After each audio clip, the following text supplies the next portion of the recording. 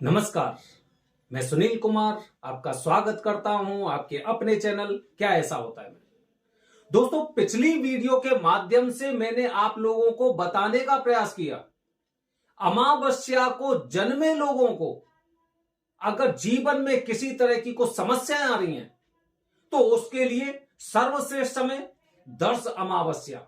दर्श अमावस्या को दर्श शांति कराते हैं तो अमावस्या को जो जन्म हुआ है उससे हमें मुक्ति मिलती है। जीवन में जो अस्थिरता आती है वो खत्म होती है और हमें इस दोष से मुक्ति मिलने के पश्चात कुंडली के जो पॉजिटिव ग्रह होते हैं वो अपना प्रभाव दिखाते हैं और हम ऊंचाई तक पहुंचते हैं, हम सफलता की ओर जाते हैं। लेकिन दोस्तों, क्या आपने कभी सोचा है कि लोगों का जन्म अमावस्या को क्यों हुआ? क्या वजह है? कुछ तो ऐसी चीजें होंगी, या तो हमारे परिवार की या हमारे पुनर्जन्म के कुछ ऐसे कर्म होंगे जिसकी वजह से अमावस्या को जन्म लेकर हमें इस तरह की समस्या को झेलना पड़ रहा है। सोचिए दोस्तों, शिव पुराण जैसे हमने पढ़ी तो शिव पुराण में हमने जो एक वाराणसी की शिव पुराण थी जो मैंने पढ़ी है, उसमें 11वां खंड था और 11वां खंड पूरा की पूरा शिव पुराण में पितरों के बारे में दे रखा था। मतलब शिव पुराण में पितरों के बारे में जानकारी दे रखी थी कि अगर कोई इंसान पितरों की पूजा करता है, पितरों को संतुष्ट रखता है, पितरों की सदगति के लिए कार्य करता है या फिर श्राद्ध करता है, उनके परिवार में, उनके वंश में समस्याएं मिटती जाती हैं। और ऐसा इंसान भले ही भगवान की पूजा ना करे लेकिन उस पूजा के उसे फल प्राप्त होते हैं, भगवान भी प्रसन्न होते हैं। तो दोस्तों, क्या वजह होती है? आज मैं अपनी वीडियो के माध्यम से आपको बताने का प्रयास करूंगा दोस्तों कि अमावस्या को जन्म लेने वाले बच्चे मतलब कैसे होते हैं, क्यों ऐसे बच्चों का जन्म अमावस्या को हुआ। गौर से देखना, अगर पसंद आता है तो कमेंट बॉक्स में हर हर महादेव जरूर लिखना दोस्तों, क्योंकि यह जानकारी जो अभी आपको मिल रही है इससे पहले आपको नहीं मिली होगी। दोस्तों, जीवन में हमने कुछ चीजें ऐसी देखी है, हमारा जीवन एक प्रतिबिंब होता है, एक दर्पण की तरह होता है। जैसा हम करते हैं वैसा हमें भविष्य में मिलता है। ये देखिए, सबसे पहले ये देखिए, ये इंसान के जीवन की प्रोसेस बताई गई है। सबसे छोटे बच्चे को जब आप देखेंगे वो घुटने के बल चलता है, धीरे धीरे चलता है और धीरे धीरे चल के एकदम बड़ा होता जाता है और बड़े होने के साथ साथ जो बचपन में उसकी हरकत थी वही हरकत उसकी बुढ़ापे में होने लग जाती है। मतलब जीवन हमारा हमेशा उसी तरह से चलता है जिस तरह से हम दर्पण में देखते हैं। अब बच्चों का जन्म अमावस्या को क्यों हुआ समझ रहे हैं? बच्चों का जन्म सबसे पहले तो कि हमारी खुद की कुछ ऐसी चीजें थी जिसकी वजह से हमें वो परेशानी प्राप्त हो रही है। अगर कोई बच्चा, किसी का बालक या बालिका अगर किसी दोष में पैदा होती है या फिर उनके बच्चों के साथ कुछ समस्या होती है तो सबसे पहली समस्या उसके माता पिता को होती है। तो माता पिता को अपने अपने कर्मों को सुधारना चाहिए। मैं डायरेक्ट बोल रहा हूं आपसे, मैं ये नहीं कह रहा कि किसी के कर्म खराब है।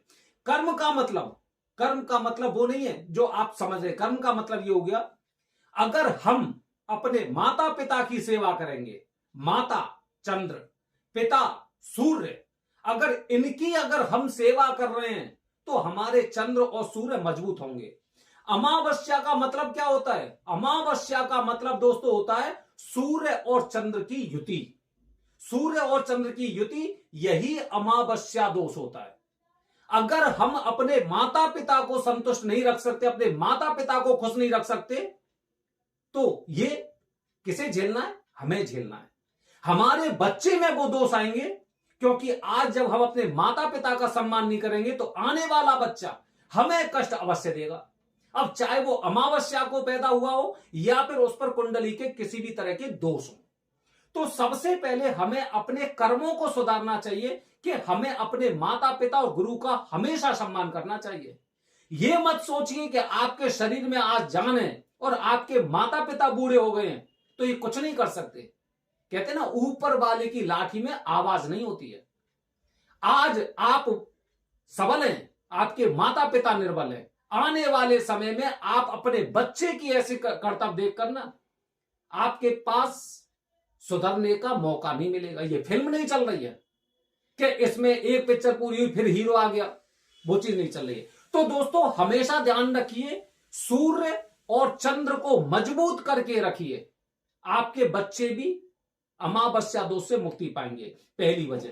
दूसरी वजह बता रहा हूं दोस्तों, दूसरी महत्वपूर्ण वजह यह होती है, बहुत से लोगों को हमने देखा है पितरों का श्राद्ध नहीं करते, श्राद्ध भी करेंगे तो पितृपक्ष में करेंगे। और बहुत से लोग तो हमने ऐसे भी देखे हैं, आसपास के लोग जो इनको ज्ञान देते ना, आधे लोगों की जिंदगी तो इसलिए बर्बाद हो गई है। आसपास के पंडित जी इनको पता नहीं किस तरह का ज्ञान देते हैं। ये ज्ञान कैसे देते हैं? जैसे कि कालसर्प दोष में नाग नागिन को प्रवाहित करिए, इस तरह के ज्ञान देते हैं। पितृदोष की पूजा घर पर करिए।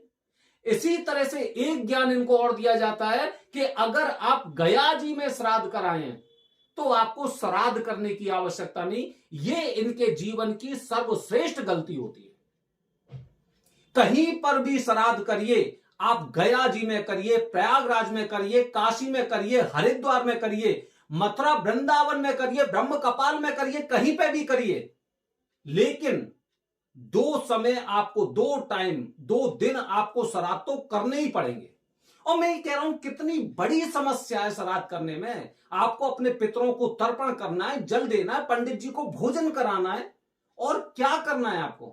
क्यों बचना चाहते हैं आप इनसे? तो दूसरी वजह, अपने पितरों का 2 दिन श्राद्ध करिए, एक पितृपक्ष में उसी तिथि को, और एक पुण्य तिथि वाले दिन जिस महीने में, जिस तिथि में वो गए। ये 2 वजह हो गई। तीसरी वजह बता रहा हूं दोस्तों, तीसरी वजह होती है कि आपके घर में प्रेत दोष है। प्रेत दोष का मतलब बहुत से लोग नहीं समझ पाते।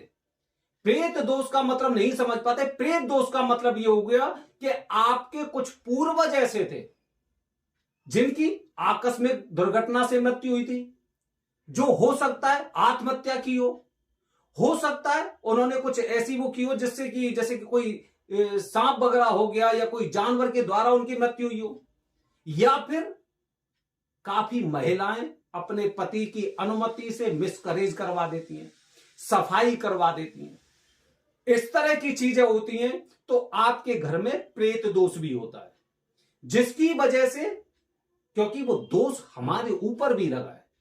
ऐसा नहीं है कि हमारे दादा परदादा या किसी भी पीढ़ी में कोई दुर्घटना, कोई आत्महत्या, कुछ भी ऐसी चीज हुई हो जिससे वो पृथ्वी लोक को छोड़ करके वो दंश हमारे ऊपर नहीं लगा है, हमारे ऊपर भी लगा है, क्योंकि हमारा गोत्र उसी से चलता आ रहा है। ध्यान रखिए, ठीक है। तो ये 3 वजह हो गई। चौथी वजह दोस्तों, हर इंसान को अपने जीवन में पितृदोष की पूजा करनी चाहिए।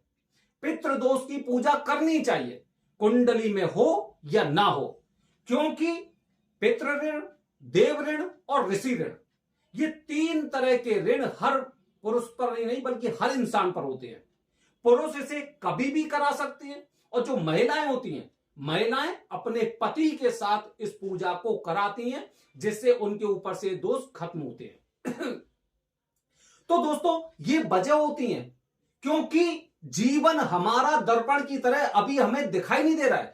हम मद में चूर हैं, मस्त हैं, हमें कुछ भी सही गलत का ध्यान नहीं है। हमारा ध्यान तो केवल पैसों पर है, कमाने पर है। हमने अभी तक ये नहीं सोचा कि जो भी हम पैसा कमा रहे हैं उसमें से 10वां भाग इस प्रकृति के ऊपर खर्च करना चाहिए, इस जानवरों के ऊपर, पक्षियों के ऊपर, असहाय लोगों के ऊपर खर्च करना चाहिए।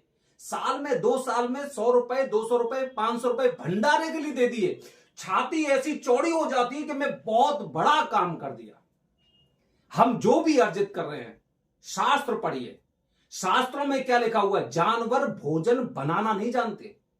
जानवरों को, पक्षियों को क्यों उत्पन्न किया गया है? हमारे भरोसे उत्पन्न किया गया है। और हमें तो केवल अपने बच्चों के अलावा इस जीवन में कुछ भी दिखाई नहीं दे रहा है। जब दोस्तों ये दोष बढ़ने लगते हैं, जब दोष बढ़ने लगते हैं, तो ये दोष हमारी संतान में प्रकट होते हैं, और जिसका हमें कष्ट प्राप्त होता है। तो अमावस्या शांति एक ऐसा दोष है कि ये दोष अगर किसी इंसान में आ जाता है, आने वाली वीडियो बता रहा हूं आपको, अमावस्या को जन्म लेने वाले लोग, उनका स्वभाव कैसा होता है, कैसी जिंदगी वो जीते हैं, और अंत में तो आप जानते ही हैं कि भगवान मुक्ति तो सबको देते हैं, लेकिन मुक्ति वो कैसे मिलेगी। पूरी वीडियो देखना। अगर वीडियो अच्छी लगी हो दोस्तों, हर हर महादेव जरूर लिखना। एक चीज और, ये लोग जो मुझे व्हाट्सएप पे हाय लिखते हैं, हाय मत लिखिए। हमें कल्चर बदलना है। सीधा सादा सा एक चीज होनी चाहिए, हर हर महादेव। और बात करने से पहले व्हाट्सएप करिए, डायरेक्ट कॉल मत करिए। सारी जानकारी आपको व्हाट्सएप पे मिल जाएगी, लेकिन हाय नहीं। हर हर महादेव। हरिओम।